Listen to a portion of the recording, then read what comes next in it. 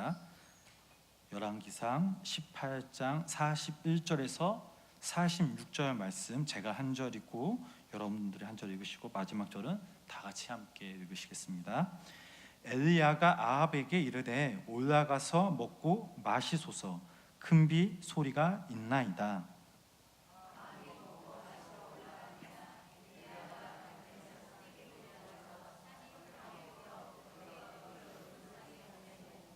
그의 사안에게 이르되 올라가 바다 쪽을 바라보라. 그가 올라가 바다 보고 말하되 아무것도 없나이다. 이르되 7번까지 다시 가라.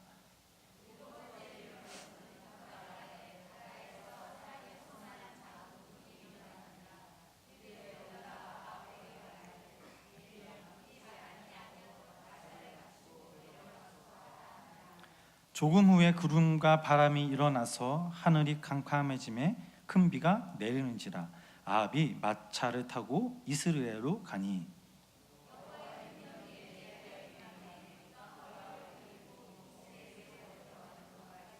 아합에서 달려갔더라. 아멘. 이 시간 사랑 사수 나오셔서 귀한 찬송 함께 올리도록 하겠습니다.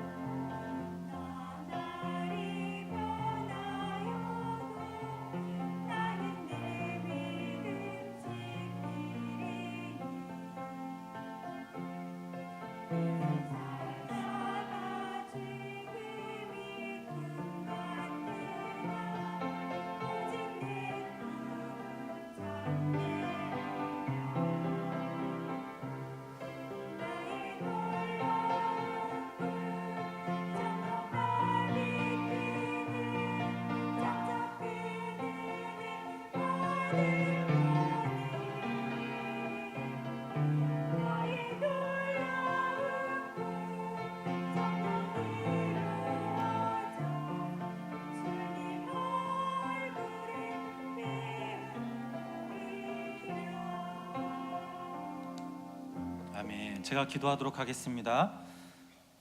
제가 기도하겠습니다. 저희들을 긍휼히 여기시는 주님, 오늘 이 시간 사랑 사속 헌신 예배를 드리게 하심에 감사를 드립니다. 지난 3일간의 죄를 삶을 돌아보며 주님 앞에 설 때 저희들의 약함과 제약된 모습을 깨닫습니다. 하나님, 이 시간 주님의 긍휼을 간절히 구하게 하여 주시옵소서. 저희들이 오늘 주님께 드려지는 예배를 받아주시고 또 예배를 통하여 우리의 믿음이 영이 회복되게 하여 주시옵소서. 특별히 사랑 사속을 사랑하시사 하나님의 사랑과 은혜가 넘치게 하시며 서로 사랑하고 품고 기도하는, 무엇보다 그리스도의 향기를 나타내는 인도자와 우리 속도원들이 되게 하여 주시옵소서.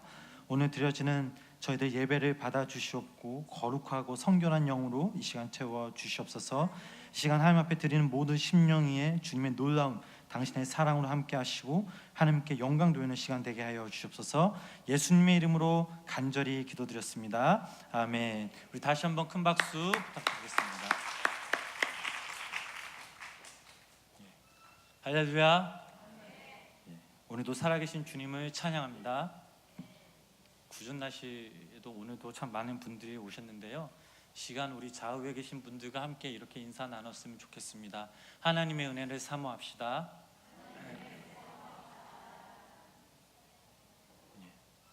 오늘 이렇게 보니까 다른 교회에서 오신 분들도 계시고 또 생명나무교 성도님도 많이 오셨는데요. 시간 부족한 종 말씀을 전할 때에 전하는 자 듣는 자 모두 다 하나님의 마음을 헤아리며 닮아가는, 또 우리가 함께 기도할 때에 주님께 부르짖며 기도하는 귀한 은혜 시간 되길 간절히 소망합니다. 여러분, 삶을 돌아보시면서 비를 맞으면서 혹시 하나님께 기도하셨던 적이 있으십니까? 뭐 있으신 분들도 있으실 테고 없으신 분들도 있죠. 저는 이제껏 살면서 딱 한 번 있었습니다. 대학생 때 일이었습니다. 수업을 마치고 집에 가려고 했더니 이제 비가 조금씩 내리기 시작합니다. 그때 우산을 제가 챙기지 않아서 뭐 이 정도 비면 그래도 정류장까지는 걸어가겠지 하고 이제 걸어서 한 10분 정도 되는 거리였기에 걸어서 정류장까지 이제 갔습니다. 정류장에 도착하자마자 제가 이제 버스를 타려고 주머니에 손을 넣고 보니 아플싸, 그 당시 한국 돈으로 150원 밖에 없는 것입니다. 그날따라 제가 지갑을 챙기지 않았습니다. 그 당시 버스비가 200원이었는데 50원이 딱 모자른 겁니다. 참으로 난감한 상황이었습니다.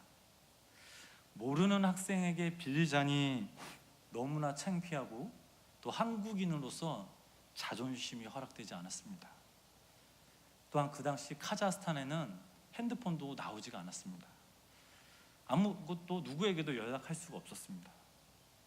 집까지 가는 시간은 버스 타고 25분 거리인데 어떡하나, 비도 오는데 고민하다가 결국엔 이제 비를 맞으면서 집까지 걸어가기로 하였습니다. 처음에 비를 맞으면서 걸어갈 때는 나름 상쾌하고 기분이 너무나 좋고 시원했습니다. 그러나 점점 땀이 나기 시작하고 뭔가 찜찜하기 시작했을 때 짜증이 나기 시작했습니다. 40분 이상을 걸어갔을 때 내가 왜 이럴까? 50원이 모자라서 왜 이런 고생을 해야지라며 스스로 그때부터 제 자신을 비관하였습니다. 이제는 조금씩 슬픔이 다가옵니다. 그러다 어느 순간 제 눈에서 눈물이 나기 시작했습니다. 제 스스로 너무나도 불쌍해 보였습니다. 그러면서 하나님께 기도하였습니다. 하나님, 50원이 없어서 이렇게 비 맞고 걸어가는데 왜 이렇게 저는 못났을까요? 제 인생이 왜 이럴까요? 라고 하나님께 기도하였습니다. 이렇게 기도하였더니 하나님께서 음성을 들려주셨을까요? 아니요. 아무런 말씀도 하지 않으시고 마음도 안 주셨습니다. 제가 왜 이런 말씀을 드리냐면 오늘 본문에 나오는 그 이야기가 바로 비, 그리고 한 사람과 관련된 이야기이기 때문입니다. 엘리야는 구약시대의 가장 위대한 선지자 중 하나였습니다. 구약시대 때 활동했던 그 선지자들을 보면 그 시대가 어느 때보다 암울했고 또 처참했음을 알 수가 있습니다. 이렇게 절망적인 시대에 능력 있는 선지자를 보내는 것은 어떻게 보면 하나님의 비상 조치라라고 이렇게 볼 수가 있습니다. 열왕기사에 기록된 바와 같이 엘리야 시대에 하나님이 갑자기 비를 거두어 가셨습니다. 우상 숭배가 심하고 또한 도덕적으로 문란한 이스라엘을 보다 못해 하나님이 비를 거두어 가신 것입니다. 구약 시대의 가뭄이 오래 계속된 것은 하나님이 내리신 징계라 볼 수 있습니다. 그런데 이스라엘의 기근이 시작된 지 3년이 지났을 때 하나님이 엘리야에게 내가 이스라엘의 지면에 비를 내리겠다라고 하나님께서 말씀하셨습니다. 생각하면 이것은 정말 놀라운 일입니다. 왜 하나님께서 비를 지면에 내리게 하셨는지 우리는 다음 말씀을 통해 우리 알 수가 있습니다. 열왕기상 8장 35절 36절 말씀을 우리 함께 읽어보시겠습니다. 만일 그들이 주께 범죄함으로 말미암아 하늘이 닫히고 비가 없어서 주께 벌을 받을 때에 이곳을 향하여 기도하며 주의 이름을 찬양하고 그들의 죄에서 떠나거든 주는 하늘에서 들으사 주의 종들과 주의 백성 이스라엘 죄를 사하시고 그들이 마땅히 행할 선한 길을 가르쳐 주시오매 주의 백성에게 기업으로 주신 주의 땅에 비를 내리시옵소서. 아멘. 이 말씀은 솔로몬이 성전을 지어놓고 또 완공식을 하면서 하나님 앞에 드린 기도 내용입니다. 이 말씀에 나타난 바와 같이 백성들이 회개하고 돌아와야 기근 문제가 해결되는 것입니다. 그런데 하나님이 엘리야에게 비를 주신다고 약속하신 그 당시에는 전혀 이러한 여건들이 마련되지 않았습니다. 아합 왕도 달라지지 않았고 이스라엘 백성들도 회개하고 하나님 앞으로 돌아오지 않았습니다. 이런 상황임에도 불구하고 하나님께서 갑자기 비를 주신다고 약속하신 것은 놀라운 일이 아닐 수 없습니다. 그렇다면 왜 하나님께서 비를 주신다고 약속하셨을까요? 그 이유를 두 가지로 추측할 수가 있습니다. 첫 번째로 즉 하나님이 이스라엘 백성들에게 회개할 수 있는 기회를 주시려는 의도에서, 또 다른 하나는 당시 핍박당하고 있던 소수의 경건한 자들을 보호해 주시기 위해서라고 볼 수 있습니다. 그때도 역시 이스라엘에서는 믿음을 지키기 위해 굴 속에 숨어 고생하는 믿음의 용사들이 있었습니다. 그들은 굴 속에 숨어 살았던 선지자들을 비롯하여 엘리야에게 소속된 제자들과 그의 가족들이었습니다. 성경학자들이 추론하길 하나님께서 이들을 불쌍히 여기셔서 비를 다시 주신 것이 아닌가라고 생각하고 있다고 합니다. 오늘 본문 말씀을 보면 우리 눈에 조금 어색한 장면, 이 두 가지 장면이 나옵니다. 첫 번째로 우리의 시선을 끄는 장면은 비를 달라고 산 꼭대기에서 엎드려 기도하는 엘리야의 모습을 우리가 볼 수 있습니다. 하나님은 분명 그에게 비를 주신다라고 약속하셨습니다. 이것은 엘리야가 기다리기만 하면 저절로 해결되는 문제였습니다. 그런데 왜 엘리야는 산 꼭대기에 올라가 엎드려 간절히 기도하고 있었을까요? 마치 하나님이 약속하셨으니까 꼭 지키셔야만 합니다 고 하면서 하나님께 떼를 쓴 것 같은 인상을 주기도 합니다. 여기서 한 가지 예를 들어보면 어떤 집에 외아들이 있었습니다. 이 아들은 차를 사고 싶어 합니다. 어머니가 분명 차를 사준다고 약속을 했는데, 그렇다면 이 아들의 태도는 어떻게 해야 합니까? 어머니를 믿고 기도하면 됩니다. 그런데 이 아들은 그때를 기다리지 못하고 어머니께 재촉하며 빨리 사달라고 합니다. 그리고 시간이 점점 흐르자 어머니랑 얘기도 연락도 안 합니다. 어찌 보면 이 아들의 태도는 뭐라고 말할 수 있을까요? 모자르고 부모님의 마음을 모르는, 어찌 보면 이해할 수 없는 태도입니다. 이 아들이 누구일까요? 예, 바로 접니다. 그런데 엘리야는 하나님의 약속을 받자마자 산꼭대기에 올라가 엎드려 하나님께 간절히 기도하였습니다. 이것은 옳은 태도일까요?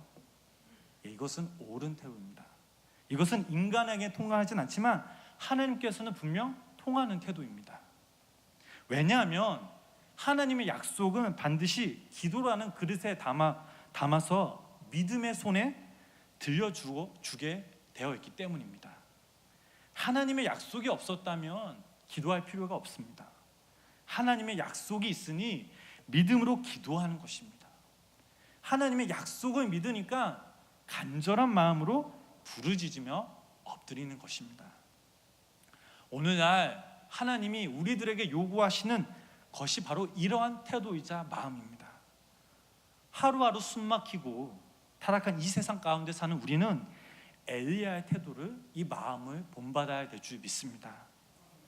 이 세상 사는 것이 너무나 힘들기에 하나님은 우리가 이 땅에서 육신을 입고 사는 동안 누릴 수 있는 복까지도 약속해 주셨습니다. 영적인 복뿐만 아니라 이 세상에 살면서 받아 누려야 할 그 세상적인 복까지로 약속하셨습니다. 바로 무엇이든지 얼마든지의 약속입니다. 먼저 요한복음 14장 14절 말씀 함께 읽어보시겠습니다. 내 이름으로 무엇이든지 내게 구하면 내가 행하리라. 고린도후서 1장 20절 말씀입니다.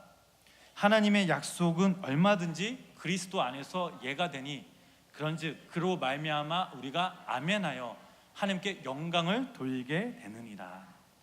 하나님은 우리가 무엇이든지 구하면 응답해 주신다라고 약속하셨습니다.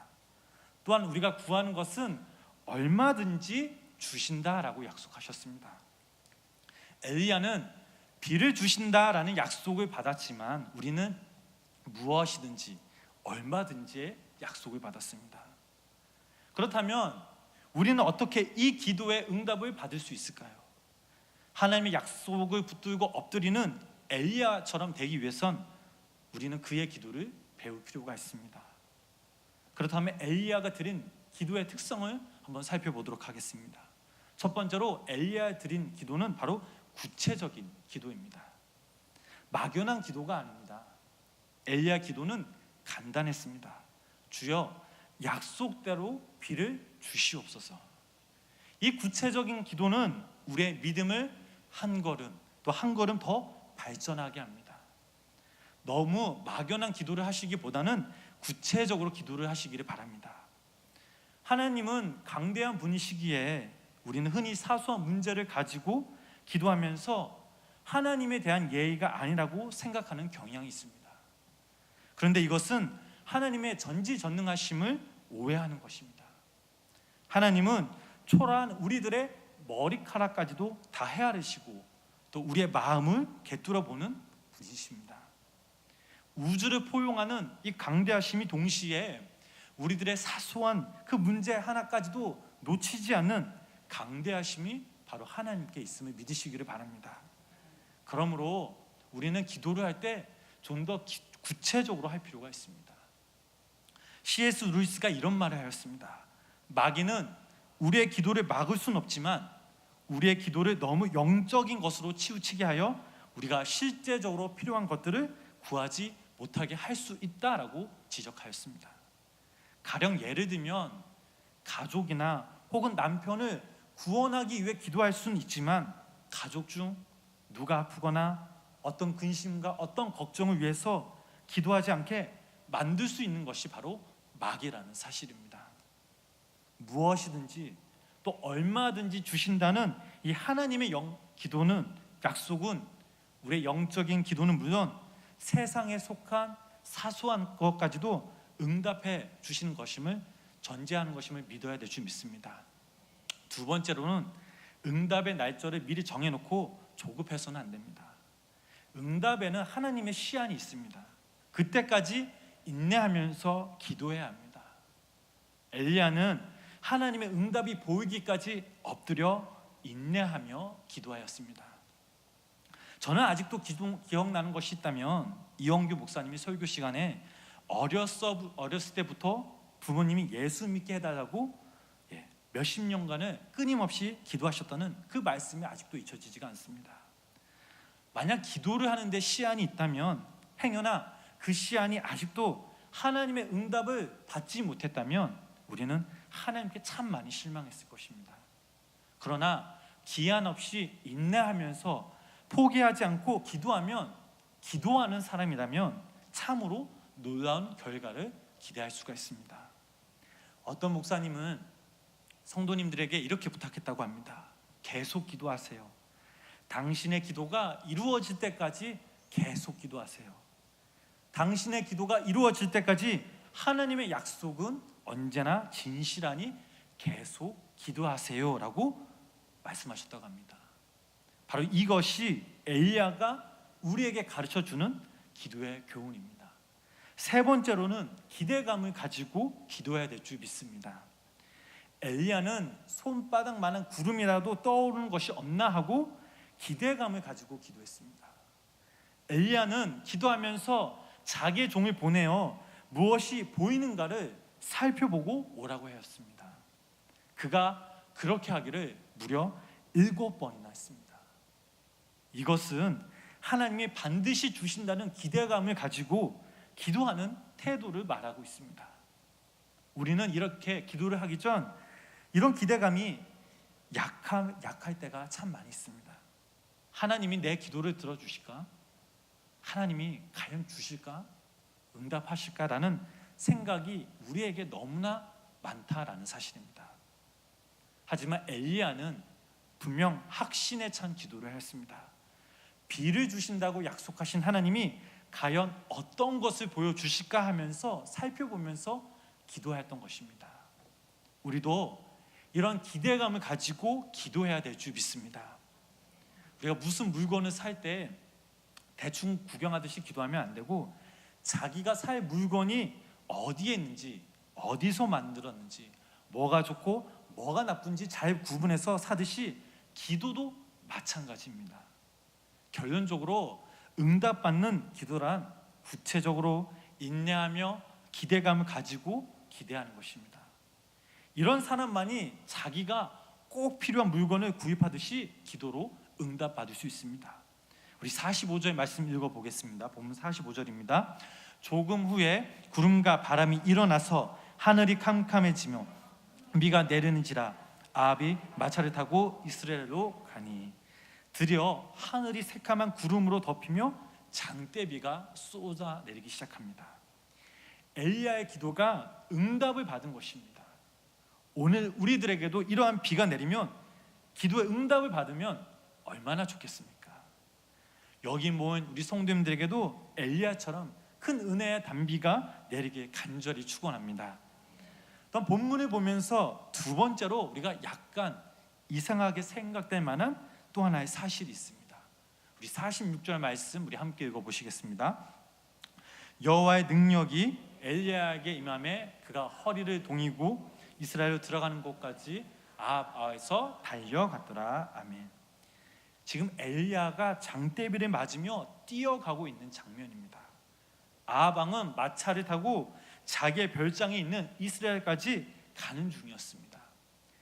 엘리야가 그 마차 앞에 비를 흠뻑 맞으면서 달리고 있는 것입니다. 왜 그가 빗속을 뛰어갔을까요? 어떤 성경학자는 엘리야가 아합의 마음을 감동시키기 위해서라고 합니다. 그러나 오늘 우리가 여기서 생각해 볼 수 있는 사실은 엘리야가 3년 반 만에 비를 주신 하나님께 너무나 감사하며 가만히 앉아 있을 수 없어서 장대비를 맞으며 뛰어간 것이 아닌가 생각됩니다. 하나님 주신 이 기쁨이 너무나 커서 도저히 그 기쁨을 표현할 길이 없어 빗속을 달린 것이 아닌가 생각됩니다. 그는 빗속을 달리면서 마음속으로 이렇게 외쳤을 것입니다. 이스라엘아, 보라, 비를 주신 하나님을 보라. 여호와만이 참 주님이시요, 그분이 우리의 주인이시요, 그분만이 우리를 사랑하신다. 비를 주신 하나님께 돌아오라. 할렐루야. 기도 응답받지 못한 사람은 달리지 못합니다. 이 기쁨을 알 수가 없습니다.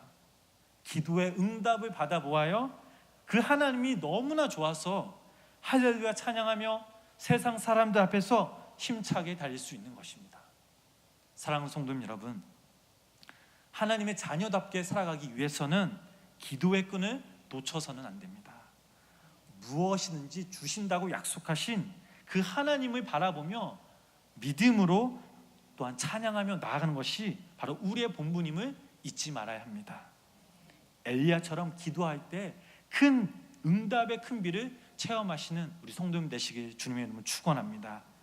그리고 세상의 많은 그 사람들 앞에서 하나님을 찬양하며 빗속을 힘차게 달리는 오늘날 엘리야가 되는 생명나무교회 모든 성도님 되시길 축원합니다. 기도하면 하나님이 들어주십니다. 포기하지 않고 끝까지 인내하면 하늘의 문이 열립니다.